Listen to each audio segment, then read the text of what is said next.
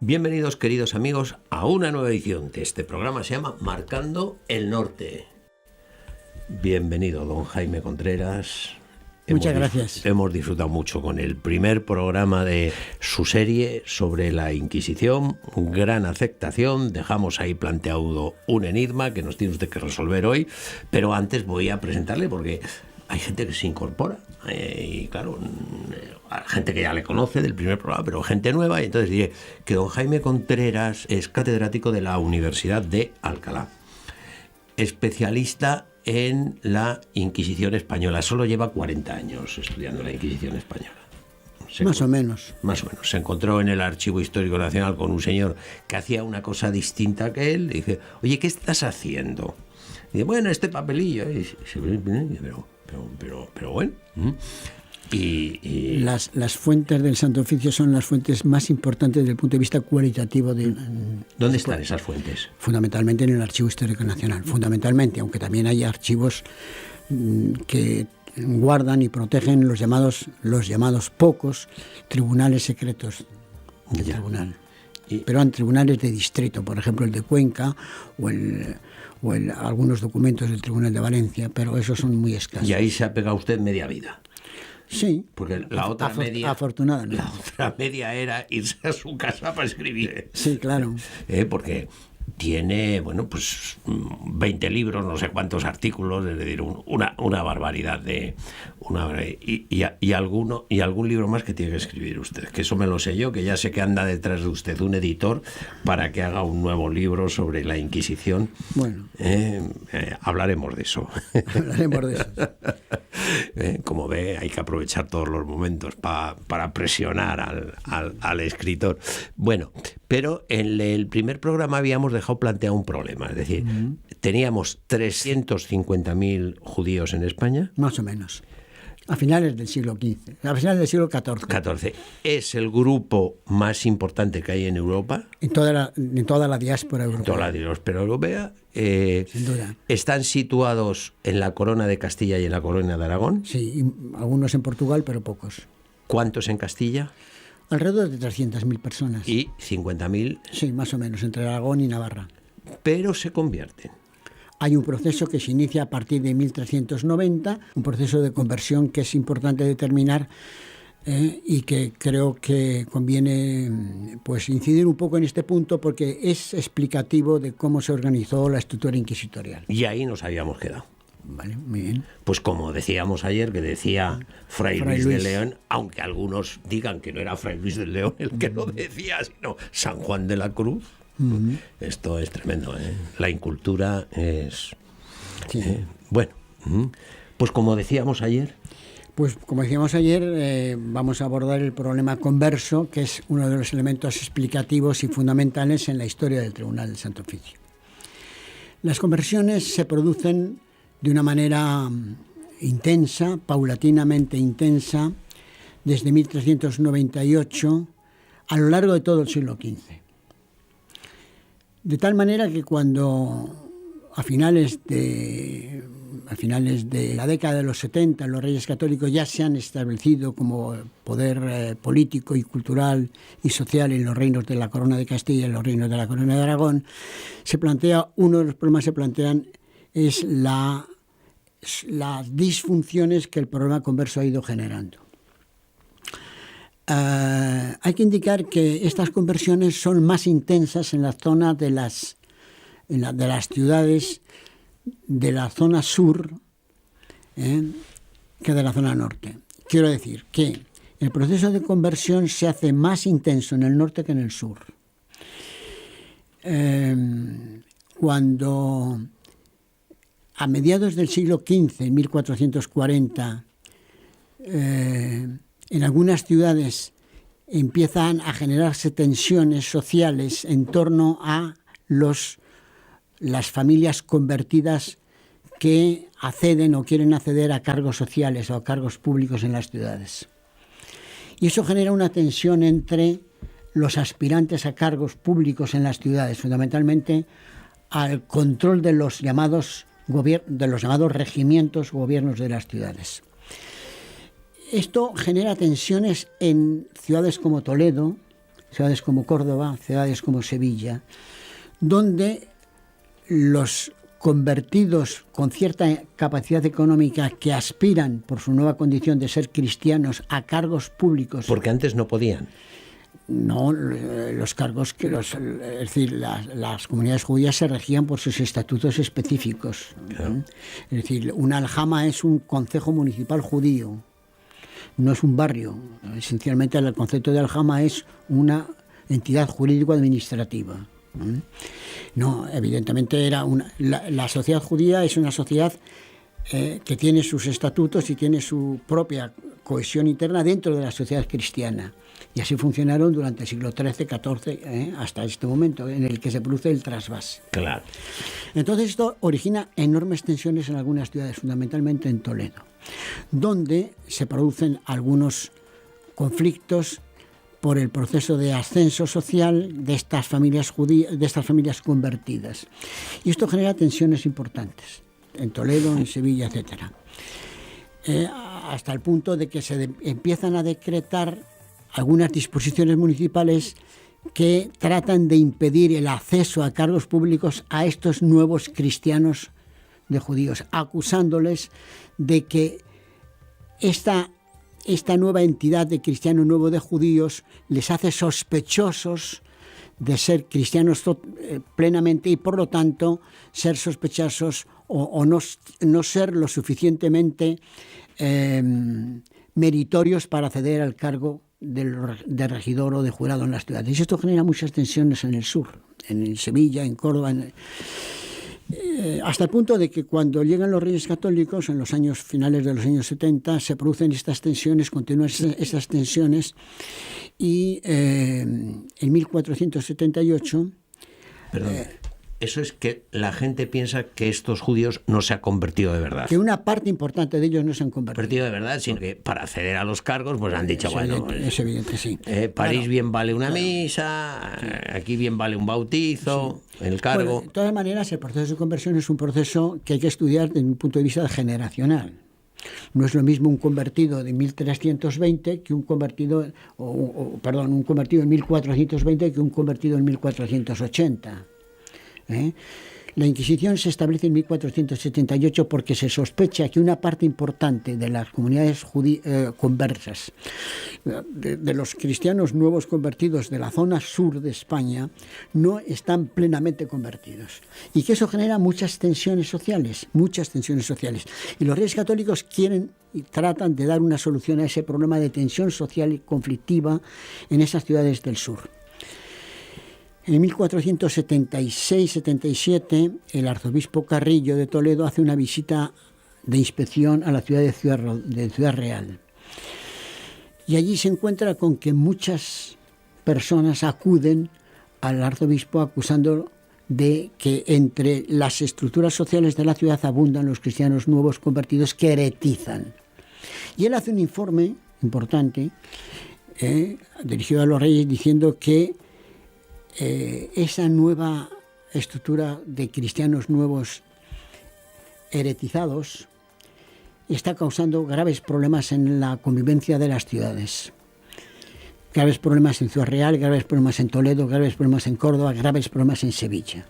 Eso, como decía usted en el otro programa, dentro, hay que entenderlo, de una sociedad sacral. De una sociedad sacral. Y claro, el que heretiza, el que promueve la herejía, va contra esa sociedad. Claro, ese es el conflicto, entiendo yo, ¿no? Claro, es decir, la herejía provoca, o la sospecha de herejía provoca toda una disonancia social, claro. Y disonancia cultural. En una sociedad sacral. Claro, porque el objetivo fundamental es que esa herejía está dificultando el proceso de salvación. Que era el objetivo de esa sociedad. Que es el objetivo de la sociedad. Y esto es lo que detecta el arzobispo Carrillo. El arzobispo Carrillo, y eso se pone de manifiesto en lo que se llama la Congregación de las Iglesias, que los Reyes Católicos promulgan y convocan en Sevilla, en torno a 1477, más o menos. Ahora mismo la fecha no la recuerdo, pero entonces, en ese momento, en la Congregación de las Iglesias en Sevilla exige a los reyes medidas serias para atajar el problema. ¿Qué tipo de medidas serias? Se hablan de muchas cosas. Se habla de que realmente se puede abordar el problema desde la disciplina eclesiástica. Es decir, si la Iglesia es una sociedad que tiene una estructura jurídica, pues que sea la Iglesia la que, en función de sus propios mecanismos jurídicos, aborde el problema. Es decir, que haya una Inquisición episcopal, como siempre la hubo durante todo el siglo, anteriormente. Siempre hubo la ortodoxia por mecanismos ordinarios, estaba atribuida al obispo. El obispo es el que tiene que vigilar sobre la pureza de fe de su congregación episcopal. Entonces, que fuesen los obispos quienes asumiesen el problema. Pero eso genera ciertas tensiones dentro de la Iglesia y a los reyes les viene muy bien este fenómeno porque entienden que es la ocasión de poder diseñar una estrategia de ortodoxia que tenga una cierta capacidad de percepción desde los propios intereses de la corona. Y entonces ahí hay una dialéctica importante de quienes proponen que se solicite a la Santa Sede que la Inquisición ya existente, la Inquisición pontificia, designe a unos inquisidores para la corona de Castilla y para la corona de Aragón, a petición de los reyes, o que por el contrario, pues que sean los propios reyes quien, con las justicias ordinarias eclesiásticos, aborden el problema. Y esa tensión pues es la que determina la creación del tribunal. Habla usted de una Inquisición pontificia ya existente. Claro. Claro, pero yo no lo sé. Ya. Bueno, sí. O sea, que hay un precedente. Sí, claro. La Inquisición es un tribunal especial que se crea a finales del siglo XIV, XIII y XIV, en Roma, según la cual el pontífice designa a un inquisidor que es un juez especial para una determinada disfunción herética en un determinado lugar de la cristiandad. Son jueces especiales, designados directamente por la Santa Sede. Y eso se generó a finales del siglo XIII, donde se ubicaron y se crearon inquisidores especiales para la persecución de una determinada disidencia religiosa, como los albigenses, por ejemplo, en el sur de Francia durante el siglo XIII y XIV. Ya. Y entonces, es más, en la corona de Aragón, si me permite, sí, la Santa Sede designó inquisidores para este problema.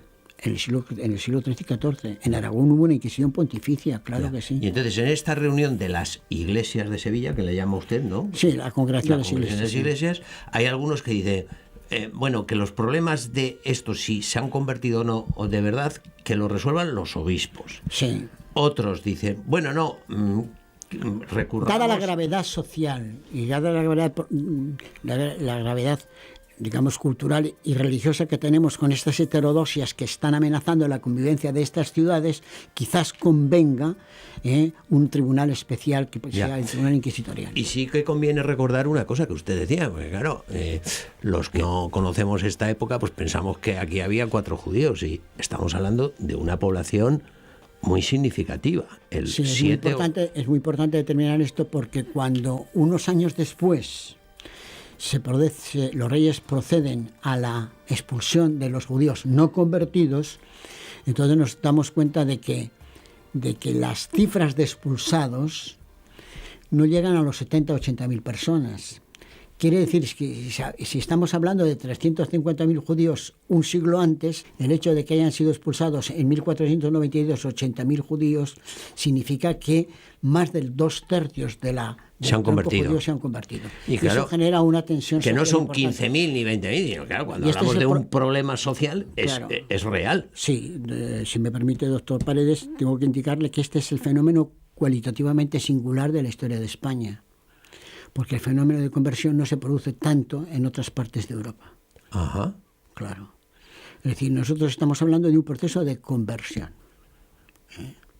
Y es esa conversión a la que determina todos los sucesos que estamos comentando. ¿Cuántos convertidos eran disfuncionales? Esto es lo que hay que determinar y cómo. Sean verdaderos o no. Claro. Nosotros hemos intentado averiguar, en función de algunos elementos singulares, cómo se produjo este fenómeno de conversión y en qué zonas. Venga, adelante. Bueno, pues... porque eso marca la diferencia con el resto de Europa, dice usted. Marca la diferencia con el resto de Europa y no solamente eso, sino que marca también la diferencia de una geografía de la Inquisición. Me explico. Cuando los reyes finalmente deciden solicitar de la Santa Sede que ésta designe unos inquisidores para la corona de Castilla, uno de los puntos fundamentales que los reyes desean es que estos inquisidores que son designados por la Santa Sede sean desde el primer momento controlados o designados no solamente por la Santa Sede, sino por la propia corona. Es decir, los reyes dicen, dado que los inquisidores son jueces en una jurisdicción eclesiástica como es la propia de la herejía, nosotros no vamos a discutir ese problema, esa naturaleza jurídica. Será la Santa Sede la que nombre los inquisidores. Lo que queremos es que nosotros designemos esos inquisidores, es decir, le presentemos a su santidad los inquisidores que queremos para para este tribunal o para esta otra ciudad o para aquella. Y entonces hay un conflicto importante entre la corona y la Santa Sede, un conflicto muy duro que dura prácticamente desde 1478 hasta 1484-85, en que los reyes consiguen que la Santa Sede acceda a la designación por parte de los reyes de los inquisidores de la corona de Castilla y de la corona de Aragón, de los inquisidores de la corona de Castilla y la corona de Aragón. Y en torno a esta designación de los inquisidores de la corona de Castilla y de la corona por parte de la corona, se crea una nueva estructura que se llama el Consejo de la Santa y General Inquisición. Un órgano que forma parte del sistema de gobierno de la corona, que forma parte del sistema polisinodial, que se llama el sistema de consejos, que tiene una entidad singular y paralela al llamado Consejo de Castilla o al llamado Consejo de Aragón o al llamado Consejo de Órdenes. Es decir, la corona gobierna a través de un sistema que se llama el sistema de sínodos. Pues los reyes organizan un sínodo o consejo para el gobierno del tribunal de la Inquisición, que ellos controlan a partir de este momento. Esto se llama el Consejo de la Santa y General Inquisición, un órgano que la Santa Sede no controla. Y este órgano, el Consejo de la Santa y General Inquisición, es la estructura a partir de la cual los reyes generan toda la jerarquía de tribunales o toda la estructura de tribunales. Nos ocuparemos en un programa, si le parece, de toda la organización de la Inquisición, pero este paréntesis venía a raíz de que usted decía que había hecho una cata, una investigación de cuántos eran conversos de verdad. Sí. Ahí los reyes designan a los primeros inquisidores para que actúen en Sevilla y para que actúen en algunas ciudades del sur: Toledo, Sevilla, Córdoba, Valencia. La pregunta es, ¿por qué no designan tribunales inquisitoriales para otras partes importantes donde había gran cantidad de conversos? Por ejemplo, Burgos, Ávila. Es decir, las ciudades más significativas de la corona de Castilla al norte, o digamos en la zona del centro y de la meseta norte. Y sin embargo se designan para el sur. ¿Por qué no hay Inquisición en Burgos hasta ya muy avanzado finales del siglo XV y principios del XVI? ¿Por qué no lo hay en Ávila? ¿Por qué no hay en Burgos? Y la respuesta es que el proceso de conversión en esas áreas ya se había consolidado, o mejor dicho, la capacidad de conversión se había producido muy pronto, y eso había generado ya una cristalización de la conversión, es decir, un proceso de asimilación paulatino. ¿Y no había problema social? Exacto, y los elementos de disfunción social que vemos en Sevilla no existían en el norte. Claro, o sea, porque claro, usted dice que todo surge cuando estos quieren acceder a los cargos y entonces el cristiano llamado viejo, no sé si lo estoy diciendo bien, dice, oiga, que este está haciendo trampa, que este no es de... Ahí empieza el problema del llamado cristiano viejo, que ya claro. Cristiano... Sin embargo, en Burgos eso no ocurre. Ocurre menos. Y por eso no hay... No hay, luego se pondrá un tribunal en Valladolid, pero ya será más avanzado a finales del siglo. Y sin embargo, eso sí que ocurre en el sur. Hay conflicto. Claro, y por eso los inquisidores, los primeros tribunales actúan en Sevilla y en Toledo, y es donde se produce, digamos, desde 1478 en adelante hasta la expulsión de los judíos, o mejor dicho, hasta finales del siglo XV, 1504, la muerte de la reina, se produce una fuerte actividad inquisitorial en los tribunales del sur, que no podemos cuantificar totalmente, porque hemos perdido los tribunales del sur, hemos perdido el archivo secreto del Tribunal de Sevilla, el archivo secreto parte del Tribunal de Toledo, el archivo secreto de Córdoba y parte también del Tribunal de Valencia. Sabemos que hubo mucha tensión, mucha actividad inquisitorial y además con cierto rigor. ¿Por qué? Pues porque en ese momento el tribunal todavía no había definido la estructura, digamos, jurídico-administrativa, aunque el proceso ya estaba definido. Sin embargo, digamos que la autonomía de los inquisidores era mucho mayor porque no estaba totalmente controlado por ese órgano que es el Consejo General de la Suprema Inquisición. Pero no podemos cuantificarlo. Sabemos que fue fuerte. Hemos hecho averiguaciones, hemos determinado de alguna manera una cierta cantidad, pero no podemos elevar la categoría a la categoría de certeza. Bueno, pero lo mejor es enemigo de lo bueno. Sí, pero quiero decir que entre 1478 y 1504 o 1510... ¿Muerte de la reina? Sí, muerte de la reina. Hasta la llegada de, 1504, 1505 ya, digamos que a partir de ese momento el ataque, entre comillas, del Tribunal del Santo Oficio frente a los falsos conversos desciende. Eso lo sabemos por los estudios que se han hecho sobre Sevilla, sobre Toledo y sobre Cuenca. Desciende. Y a partir de 1504, digamos que el judaizante deja de ser ya un elemento determinante, porque las comunidades crípticas que quedan son muy escasas y en un proceso lento de asimilación. Ya. Y por lo tanto los conflictos también descienden. Descienden. Lo que pasa es que el tribunal busca una nueva clientela. Ya. Bueno. Entre comillas, lo de clientela. Vamos a ver. Antes de lanzarnos, porque yo veo que se nos va acabando el tiempo, nos quedan 4 o 5 minutos nada más, para dejar redondo este programa. En el próximo nos meteremos en la organización. Usted habla hemos hablado de Inquisición, lo nuestro es la Inquisición española, hemos hecho referencia a la Inquisición papal. Sí. Hay otras... Pontificia, eso es. ¿Hay otras inquisiciones en Europa? ¿Hay otros...? Bueno, antes o después de la Reforma.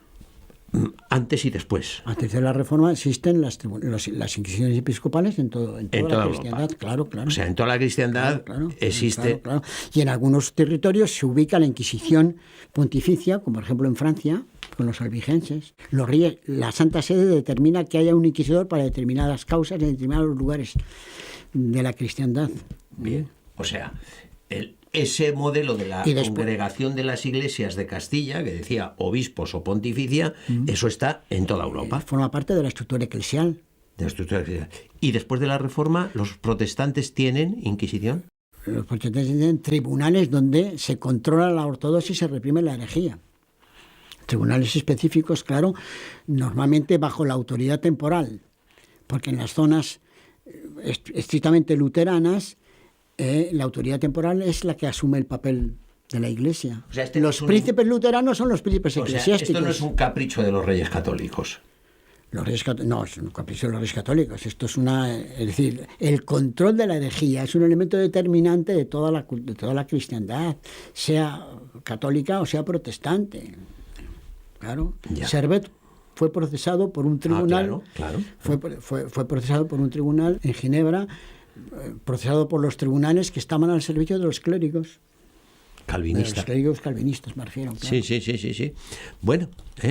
Bueno, pues nos queda 1 minuto, 2 minutos. No sé si en este problema que habíamos iniciado, que queríamos resolver, de los judíos conversos, ¿queda alguna cuestión? Sí, bueno, queda el tema de determinar que este tribunal que los reyes solicitan de la Santa Sede y que sobre el cual generan esta nueva estructura que es fundamental, la del Consejo de la Santa y General Inquisición, que en términos coloquiales se conoce por la Suprema, es un tribunal que se instala también en la Corona de Aragón. De acuerdo. Y lo que importa señalar es que es la única instancia jurídica controlado por la corona, que tiene operatividad tanto en la corona de Castilla como en la corona de Aragón. Por eso, inmediatamente después se instauran tribunales del Santo Oficio en las posesiones de la corona de Aragón en Italia, en Sicilia y en Cerdeña. Claro. O sea que desde el punto de vista inquisitorial, desde el punto de vista político de la corona, la Inquisición es el tribunal que opera tanto en un reino como en otro. Esto es muy importante determinarlo. Bueno, pues además muy importante Muy importante porque cuando hablemos, por ejemplo, de las alteraciones aragonesas de finales del siglo XV, en la época de Felipe II, con el problema de Antonio Pérez, sí, la intervención de la Inquisición es determinante para el proceso. Bueno, pues nada, quedamos emplazados a ver si nos explica usted en otro programa el esquema organizativo de la Inquisición, desde la Suprema, he dicho bien, muy bien, hasta el último inquisidor. Estupendo. De acuerdo, muchas muy gracias, bien. Don Jaime, muchas gracias por su colaboración extraordinaria, magnífica, lo que estamos aprendiendo, queridos amigos. Muchas gracias por acompañarnos. A cambio, nosotros nos vamos a poner a trabajar para que dentro de unos días le podamos ofrecer otra edición de este programa que se llama Marcando el Norte.